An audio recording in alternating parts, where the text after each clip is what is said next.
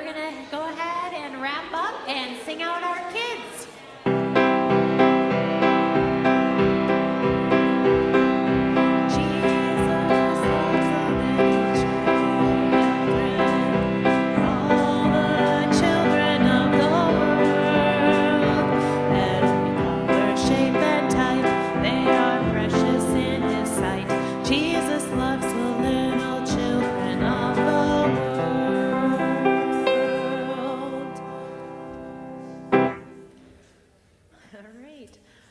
You guys can stay standing and we'll head into our next song together.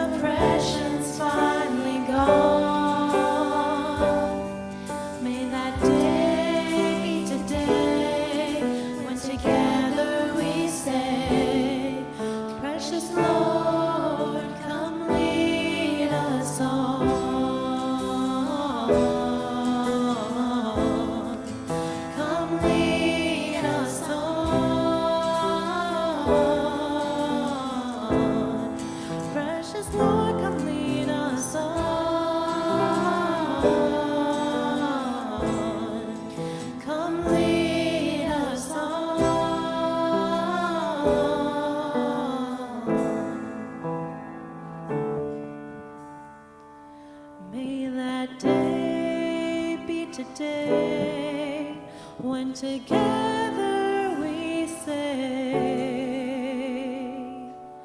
precious Lord, come lead us on. All right, you may be seated. You all so wonderful today. Well done. So today we are continuing a series that we kicked off a couple weeks ago called Life Lessons, really simple, wisdom from the journey. And one of the things that I said last week was that in a world where we are overwhelmed by information, it's almost as if we have too much information or too much access to the wrong types of information. We can get on Google or increasingly these days artificial intelligence, and we can look for an answer to a thing, information about a thing, and get overwhelmed with information, much of it incorrect, much of it like extremely surface level. And what that means is that we're increasingly needing access not to information but to wisdom, to deep thinking about how to live and move and have our being in the world in the best and right ways. And so throughout the course of this series, we are trying to extract some of that wisdom from folks in the congregation. We've spent the first 2 weeks, and then including today, doing interviews with people from our congregation. And then the next 3 weeks, each of the 3 pastors are going to take a turn sharing 4 of their own life lessons. But turning back to today. Last week, we got to hear from a couple people who kind of represented our younger generations. We got to hear some life lessons and pieces of wisdom from those who are on the younger end of the spectrum. And then today, we turn our attention to being able to extract some of the wisdom from those who are in the less young generation. I've been very careful with my words here. The less young generation. There's often along with like the overwhelming amount of information, there's often also this sense of the new is better. That there's lots of new things in the world and new information and ways of living in the world, and we need to like open ourselves up to those new and better things. And yet often what we find is that there's wealth of experience, wealth of knowledge, wealth of wisdom that comes from having lived experience from things that are before now. And this is true also in the Bible. One of the things that we often see in the Bible is that the life of faith is not so much about having all of the right information and having the right beliefs, but throughout the scriptures, both Jewish and Christian scriptures that are incorporated in the Bible, we have this sense of we ought to be, as people of faith, even especially as people of faith, be pursuing wisdom over simple information or beliefs. So one of the places that we see this is in the book of Deuteronomy. You all familiar with the book of Deuteronomy? One of the first 5 books of the Bible. Deuteronomy literally means like the second telling of the law. And this is a time when a guy named Moses, who was leading the people of Israel out of slavery in Egypt into their promised land. They're just approaching the end of their journey. They're about to enter the promised land, and God informs Moses that he does not get to go in. After all of this, all that he's put up with over all these years, he does not get to go into this promised land. And rather than throwing a fit, he turns around, recognizing the wealth of information that he has from his own life experience and from leading these people for all these years. He says, all right, well, now is my time to give my final lessons and give my final wisdom to these folks and to the people that are going to be leading them next. So here's what he has to say in Deuteronomy 4, just really quickly. So now, Israel, give heed to the statutes and ordinances that I am teaching you to observe, so that you may live to enter and occupy the land of the Lord, the God of your ancestors, is giving you. You must neither add anything to what I command you, nor take away anything from it, but keep the commandments of the Lord your God, with which I am charging you. You have seen for yourselves what the Lord did with regard to the Baal of Peor, how the Lord your God destroyed from among you everyone who followed the Baal of Peor, while those of you who held fast to the Lord your God are all alive today. See, just as the Lord my God has charged me, I now teach you statutes and ordinances for you to observe in the land that you are about to enter and occupy. This was an opportunity for the people of Israel to look to the guidance and wisdom of the less young generation that was coming before them and leading them into this time that they now found themselves. So with that in mind, I'm going to invite 2 of our people today who represent the less young generation to come up and join me. Robin Hakari, who's been back on Pro Presenter. She's pulling double duty this morning. She's going to join us. And then Rich Stobie is going to as well. So please welcome them as they come up.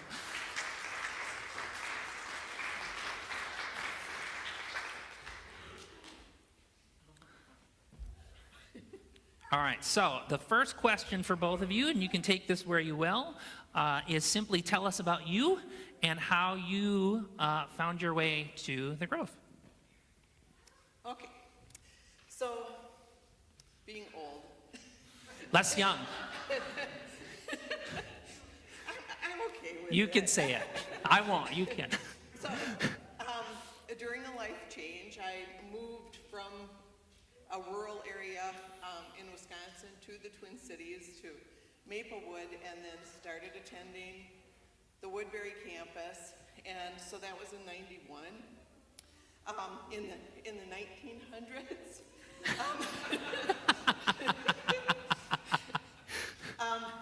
I was married there, and then when my daughter was baptized, I also became a member. So that was on October 25th in 1992. And that is easy to remember because it also was my mother's birthday. So that kind of thing is warm to me. Just incidentally, my granddaughter's birthday is my dad's birthday, and that was not something that was planned. Anyway, but this is part of what warms me. I helped while raising my daughter in the church.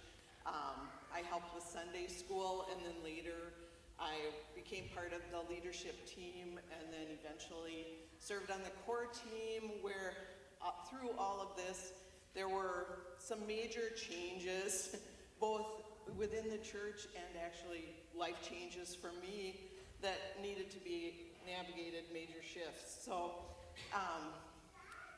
always the church was my foundation. And we lived in Cottage Grove, and so coming here just became like a bonus that I was able to make that shift. So it's been wonderful watching this beautiful church community grow. My name is Rich Stobie, and I'm using notes not because I don't have a cracked memory, but I've been known to go on, so I want to be able to be succinct. I've been around for quite a few decades, but have been able to maintain the maturity level of a 14-year-old boy. So it's a good balance for me. I was born and raised in Breckenridge, Minnesota, a town of about 4,000 people. Grew up like any normal kid at the time. My mom and dad did own a small grocery store, and I wound up delivering groceries more than 40 years before Instacart. So, just for a perspective. Ann and April and I live in Woodbury, and we live about a mile up the hill from the North Pole Cafe on Highway 61. So I don't know if this is a landmark, if you're familiar with that. We were looking for a new church when we found the Grove in Woodbury, and really all are welcome and do no harm were two of the statements that really grabbed us and are important to us. And we've been at the Grove, Cottage Grove, really since the start. I was involved a little bit in the marketing and communications as we launched, and then, but more importantly, this just feels right for our family. Yeah. So last week, one of the questions that I asked to our younger generation was, what is a life lesson that you think you specifically have and can impart because you are younger, especially in this time, that those of us who are older than you might not necessarily have? So I'm going to flip that around to the two of you. One of the things that often gets said is that wisdom comes with age. That's not always the case. And I feel like some of the problems that we have in our world is that wisdom has not come with age for many folks. That being said, I think that both of you are people who are full of wisdom. And I'm wondering what's maybe one life lesson that you can think of, a piece of wisdom that's specific to having had this additional life experience. Does that make sense? Maybe. Rich can go first. Well, the first thing that came to mind immediately is just taking more time to think. And, we're bombarded with so much information. You talked about it, Jeremy, earlier, is that every day, well, really every hour, we wind up with just being bombarded with information. And I've realized how important it is to take time to think, even if it's just for a minute, to really process what you've read or heard and really be intentional about processing it. And I'm retired, so I maybe have a little bit more time to think, but using a little time to think maybe prevents damage control for when you maybe said something, just reacted, or just off the cuff comments that can take a lot of time to back off on.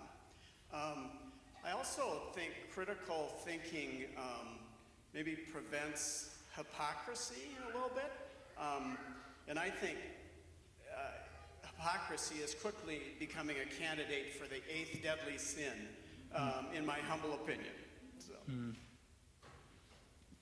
Okay, so I kind of went a little bit different That's fine. direction, but there's value. That's in fine. that, I hope. Yeah. So my generation and specifically my gender is kind of we were groomed, I kind of want to say, to be of service.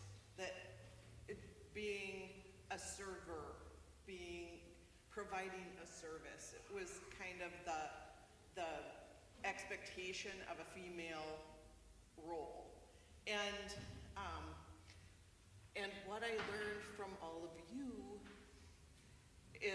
came from the first pajama ball, where because you have to sometimes step back as a older person. You have to take a step back and let the young people lead and see how that is working. And they were encouraging the children to get their own lemonade. It's messy. And it breaks the carpet. And you have to clean up after it. But the kids were so empowered. So it's impacting that next generation even. So by the actions of those parents empowering their children, 2 generations are just so marvelous to witness. And it really is. It brings me a lot of joy to be able to see that. So that, like I said, I went a different direction. Oh, that's fine. Because before, a lot of times it was the drop-in, that you drop off your kids and somebody watched them while you left church and went and got your groceries. But here, with preschool playtime, with Grove Kids or the Sunday school, the things are set up for the family to engage with each other. That this is an opportunity for the families to engage with each other, not only within their family, but with the other families. And that is so, so cool. Yeah, that's great. You don't want me to say it will make a loud noise that none of us wants. None of us wants that. Okay, how about this one? So some of the best and most important lessons are ones that we unfortunately learn the hard way. So what is a lesson or lessons that you have learned because you learned it the hard way? So there's one that I thought about sharing that I'm not going to. Which is a piece of wisdom. You don't have to share everything. But what I will share, because this is connected with faith. Someone that I know that is close to me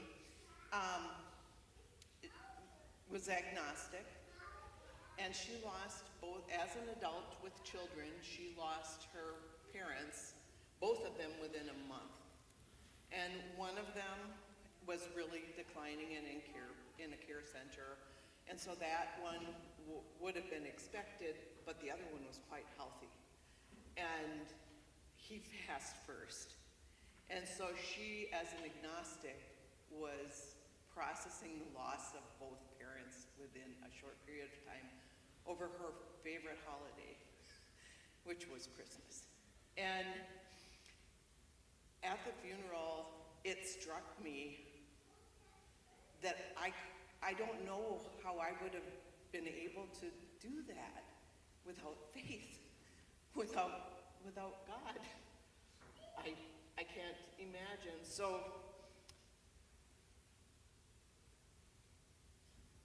patience, I think, in waiting for that person's time, because now she's very involved in her church community. And that didn't have anything to do with me, but I got to see it, and that's really cool. This is, for my life lesson, it's kind of has been really a long process.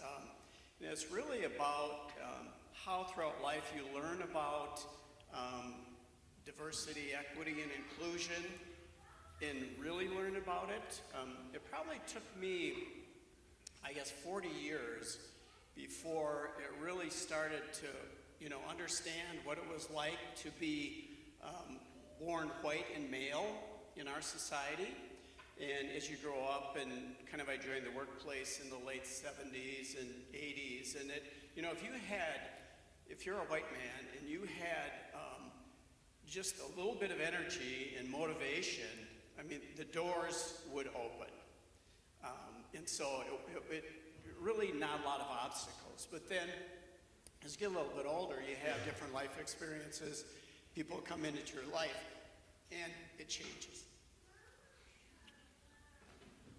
I was going to do this really straight up, So that really started me on the journey of how to become more genuine and also begin to learn how to really become a real advocate and an ally. And it's a long journey for everybody, I know that. And it is an intense learning process. And because the assault just continues, but it's got to stop. So. Thanks, Rich. The last scripted question we've got is, and you both have kind of tiptoed into around faith-specific issues, but I'm curious, one piece of wisdom, one life lesson that you would impart that is like specific to faith, that has carried you up to this point, that is carrying you forward now, that you think might be helpful to the rest of these folks. I'm ready. I have it on my notes in my phone. So it's attributed to John Wesley, and if you have the opportunity to read some of his messages, they really can be wonderful. And who's John Wesley, for folks who don't know?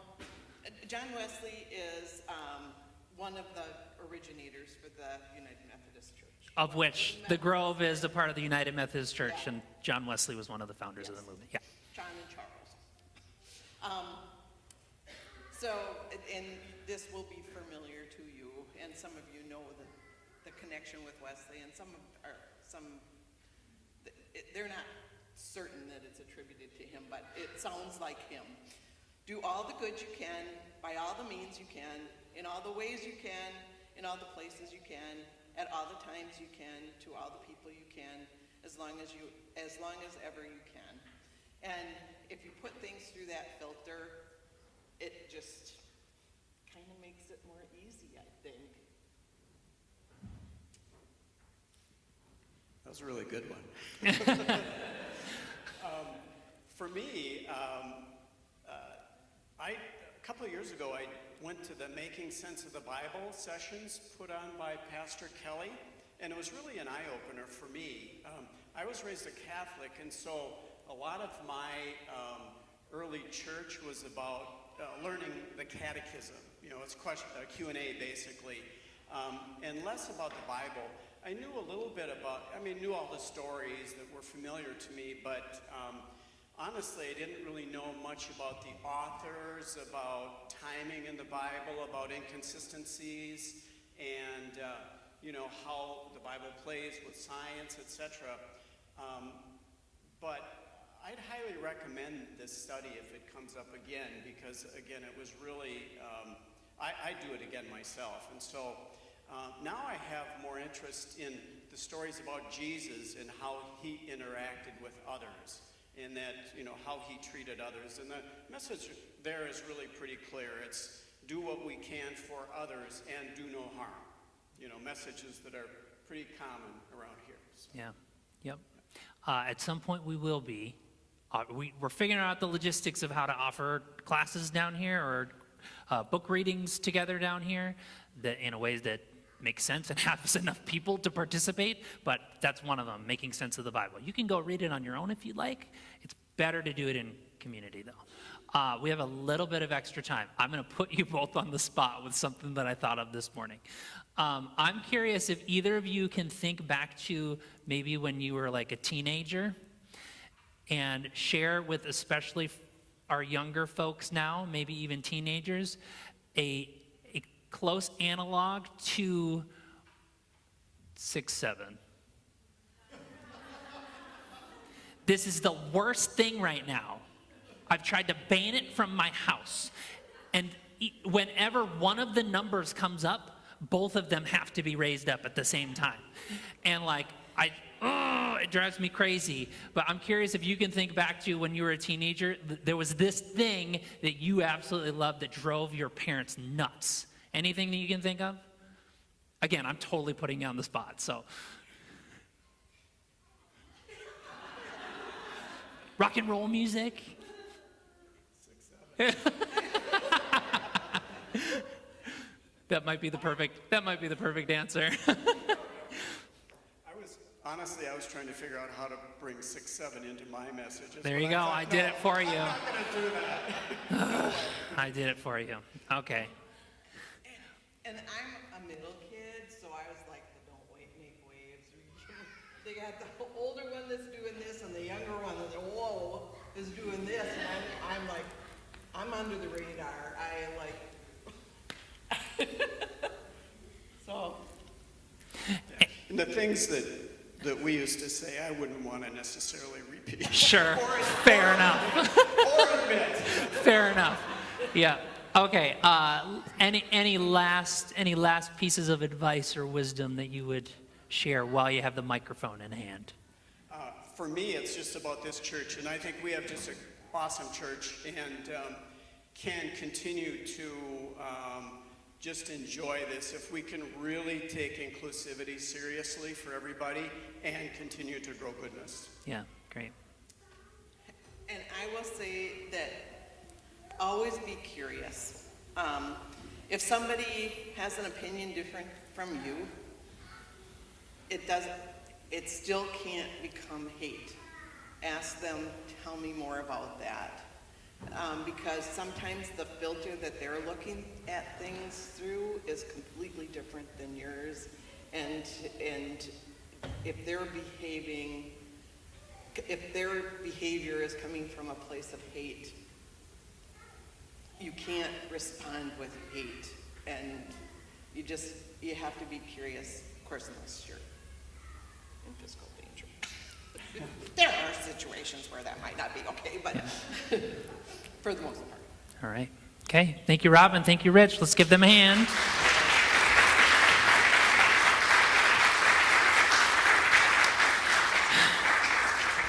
At this point, we're going to move into, I was going to say into a time of communion, but we're actually going to do two things at the same time. We crammed a lot into this morning.